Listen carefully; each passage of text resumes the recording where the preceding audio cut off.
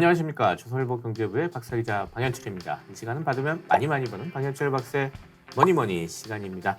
오늘도 베스트 애널리스트 한 분 모셨습니다. KB증권의 김동원 상무 나오셨습니다. 안녕하세요. 안녕하십니까. 네, 김동원 상무님은 이제 조선일보하고 금융정보업체 FN가가 공동 주관한 2022 베스트 애널리스트 평가에서 가장 신뢰받는 애널리스트로 선정되셨습니다. 주로 담당하는 분야가 IT랑 반도체 이쪽이죠. 그래서 지난 시간에 한번 IT에 대해서 좀 다뤄봤고 전반적인 IT요. 이번 시간엔 반도체를 좀 집중적으로 좀 얘기를 해보도록 하겠습니다. 그래서 반도체 산업 전망과 투자 아이디어 이렇게 잡았습니다. 아무래도 이제 반도체 산업이란 게 다 IT 기기랑 좀 연결이 돼 있잖아요. 일단 IT 기기 시장 이건 전반적으로 어떻게 좀 보시는지 여기부터 좀 시작을 해보죠.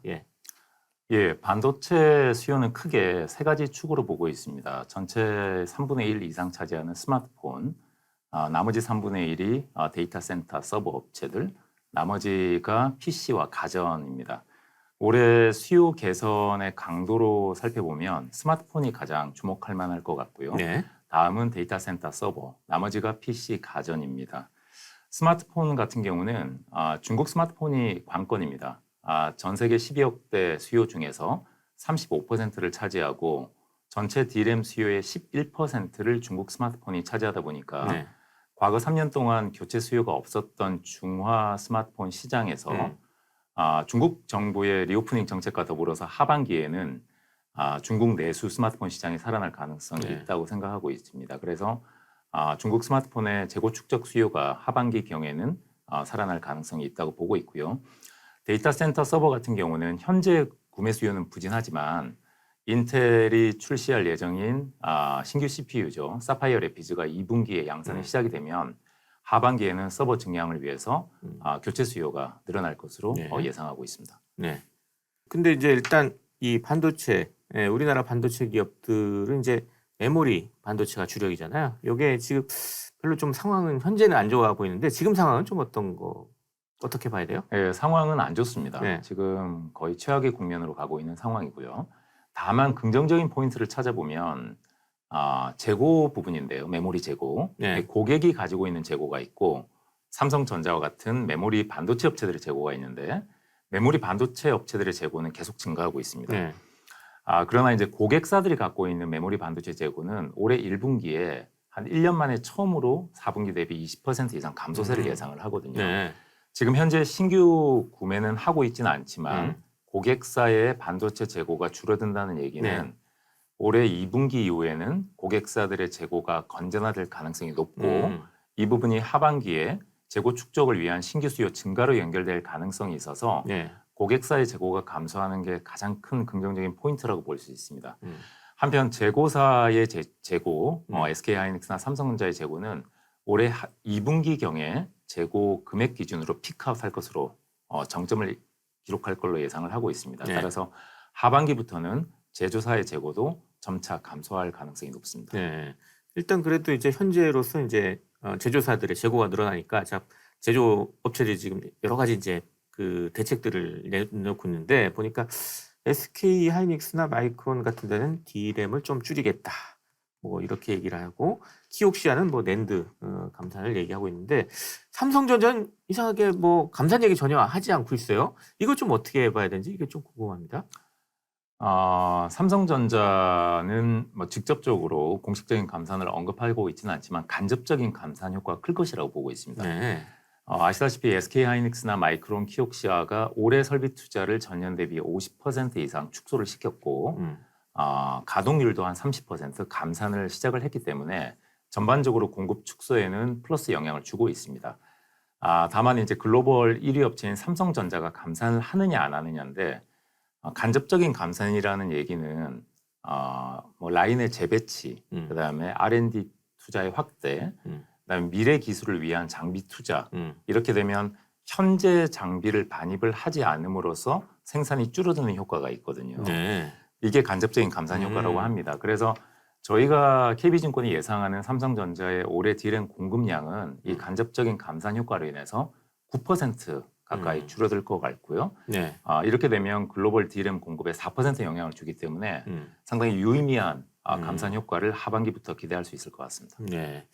또 최근 또 소식 보니까 이제 삼성전자가 뭐 계열사 삼성 디스플레이한테 뭐 20조 원을 차입하겠다 뭐 이런 소식들이 들려요. 근데 이 삼성전자 현금 부자 아닙니까? 근데 계열사한테 자금을 차입한다 그러니까 좀 이게 의아한데 이건 뭐 어떤 좀 얘기들이 있나요? 예, 저도 뭐 질문을 상당히 많이 받았습니다. 네. 삼성전자가 지난해 말 기준으로 현금성 자산이 115조 원을 보유를 하고 있습니다. 네.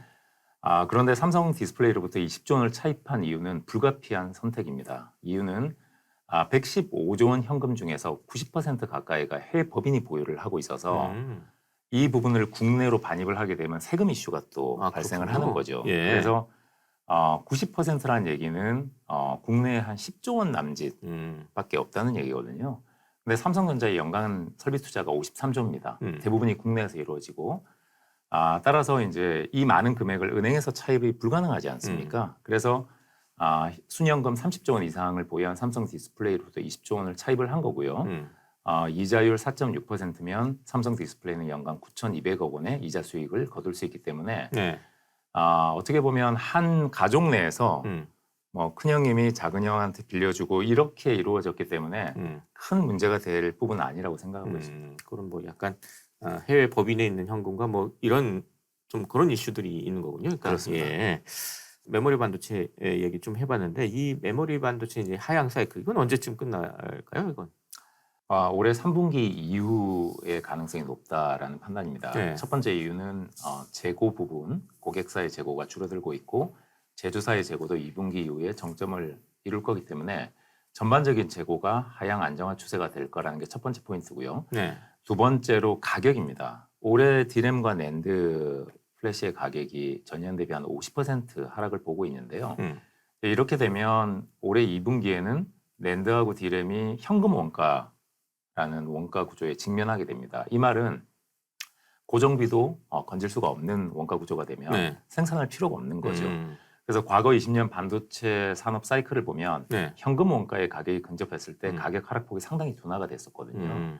그럼 이렇게 되면 고객사들도 메모리 재고 축적 수요에 나설 가능성이 높다고 보고 있습니다. 그래서 올해 3분기 이후 다음 사이클의 종료를 기대하고 있고 네. 24년으로 가면 비교적 23년보다는 큰 폭의 상승 사이클을 기대를 하고 있습니다. 네. 근데 최근 뭐 재밌는 게 이제 삼성전자, SK 하이닉스 이런 주가를 보면 이게 실적은 이제 하향 곡선을 이제 그리는데 주가는 조금 뭐 꿈틀꿈틀대고 있어요. 이걸 좀 어떻게 봐야 될까요? 실적하고 주가랑 이렇게 같이 가지 않는 이런 건 어떻게 봐야 되죠? 반도체 주가의 6에서 9개월 선행성입니다.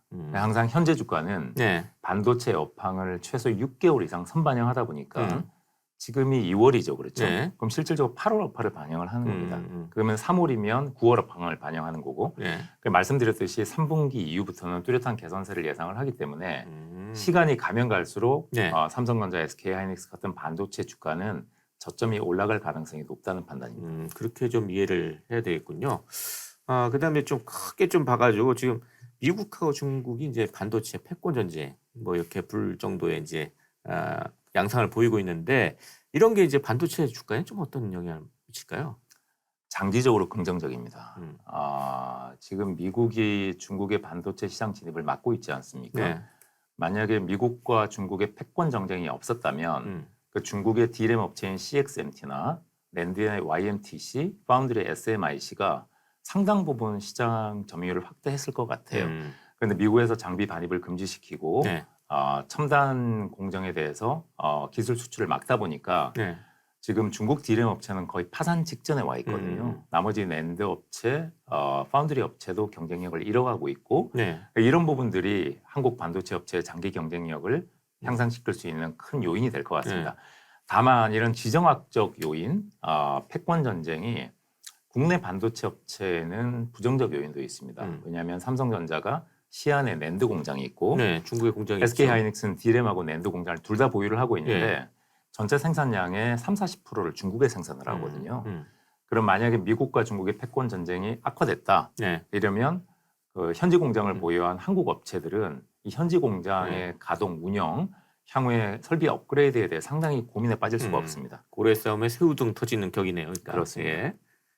그런 것까지 다 이제 고려를 해야 된다. 그러니까 장기적으로 볼 때는 우리 반도체 기업들의 이제 주가에 좀 도움이 되겠지만 좀 중국에 공장이 있기 때문에 그런 리스크도 좀 감안해야 된다. 이렇게 좀 봐야 되겠네요. 그렇습니다. 예. 또 하나 이제 지금 글로벌 시장에서 지금 AI, 인공지능 뭐 이게 화제가 되고 있고 또 메타버스 이런 신사업, 새로운 사업들이 점점 확대가 되고 있는데 이런 게 이제 반도체 사업에는 좀 어떤 영향을 미칠까요? 장기적으로 플러스 영향을 줄 겁니다. 이유는 그 챗GPT라는 인공지능, 대화형 인공지능이 지금 화두로 떠오르고 있는데요. 네. 이 챗GPT 같은 경우는 특히 AI 때 고대역 메모리라 그래서 HBM 메모리를 씁니다. 그 기존 반도체 대비 용량이 훨씬 큰 반도체인데 네. 이 부분을 삼성전자와 SK하이닉스만 지금 개발이 되어 있는 상태거든요. 예. 그래서 올해 하반기부터는 수요가 점차 살아날 것 같고 24년, 5년으로 가면 갈수록 수요는 큰 폭으로 증가될 것 같습니다. 그래서 최근에 메모리 반도체 공급 과잉을 완화시킬 수 있는 가장 결정적인 애플리케이션이라고 생각을 하고 있습니다. 네. 특히 이제 메타버스 경우도 VR, XR과 연관이 되어 있는데요. 결국 데이터 센터 업체들의 서버 용량이 지금 대비 현저하게 증가가 돼야 됩니다. 네. 왜냐하면 양방향으로 동영상을 업로드, 다운로드가 가능하게 실시간으로 되려면 현재 서버 용량으로는 부족하거든요. 네. 그래서 AI 인공지능이라든지 메타버스 같은 경우는 향후의 반도체 성장을 이끄는 주축으로 생각을 하고 있습니다. 파운드리 쪽 잠깐 해보면 이제 지금 이쪽은 삼성전자가 상당히 열이다. 그래서 이제 TSMC가 지금 완전히 시장을 장악했다. 이렇게 얘기를 하고 있는데 앞으로 이건 좀 어떻게 좀 변화가 좀 있을까요? 전반적인 구도는 삼성전자가 확고한 2등, 점유율 20% 내외를 유지하면서 2등을 유지를 하고요. 네. TSMC가 53% 수준의 확고한 1등, 이 체제가 유지가 될 것 같습니다. 그런데 수익성이나 고객 기반, 점유율 측면에서 TSMC가 월등히 삼성전자 대비 높은 이유는 삼성전자는 단일화 아이템만 하고 있지 않습니까? 네. 그리고 삼성전자보다 파운드리 투자를 이미 20년 전에 먼저 시작을 했고 그러면 투자가 먼저 됐다는 얘기는 감가상각 종료가 된 생산 라인이 많아서 원가 구조도 삼성 대비 좋다는 거거든요. TSMC가요. 그렇습니다. 네. 근데 삼성전자가 불과 파운드리를 투자한 지가 한 6, 7년 전밖에 안 됩니다. 그럼 당연히 원가 구조가 열에 있을 수밖에 없죠. 네. 그런데 이제 고객사 입장에서는 이 최첨단 공정을 통해서 칩을 외주를 줄 수 있는 업체가 TSMC하고 삼성밖에 없다 보니까 네. 결국 TSMC의 그 싱글 소스 원밴더를 쓴다는 부담감이 있어서 결국 삼성전자로 다변할 수밖에 없는 거고 네.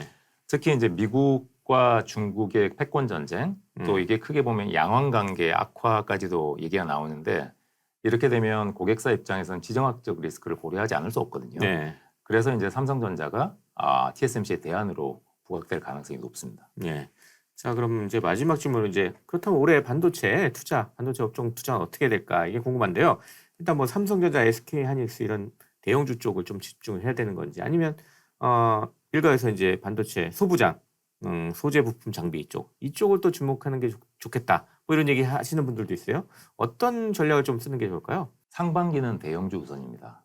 이후에 밸류에이션이 어느 수준까지 올라가게 되면 다음으로 소부장을 보시는 게 맞고요. 네. 특히 소부장은 좀 장기적인 안목에서 접근을 하셔야 될 것 같습니다. 왜냐하면 반도체가 하반기에 개선세를 기대하는 이유가 수요가 좋다기보다는 공급 축소 효과가 크거든요. 감산, 투자 축소, 공급이 줄어드니까 수급이 좋아지는 거니까 이 실질적으로 감산과 투자 축소가 되면 뭐 소재 부품 장비가 당연히 수요가 줄 수밖에 없지 않습니까? 네, 그렇죠. 그래서 단기 실적은 소부장 업체들이 악화가 될 텐데 길게 보면 말씀드렸듯이 3분기 이후에 반도체 수급 개선, 24년의 상승 사이클을 예상을 하고 있어서 소부장들은 올해 연말 내년을 보고 접근을 해야 된다라는 생각을 가지고 있습니다. 그런 것도 좀 아이디어로 좀 생각을 해봐야 되겠습니다.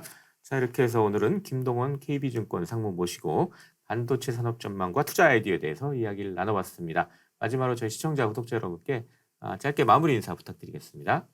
예, 유익하셨습니까? 다음에는 더 나은 내용으로 IT 산업 전망으로 찾아뵙겠습니다. 지금까지 KB증권 리서치 본부장 김동원 상무였습니다.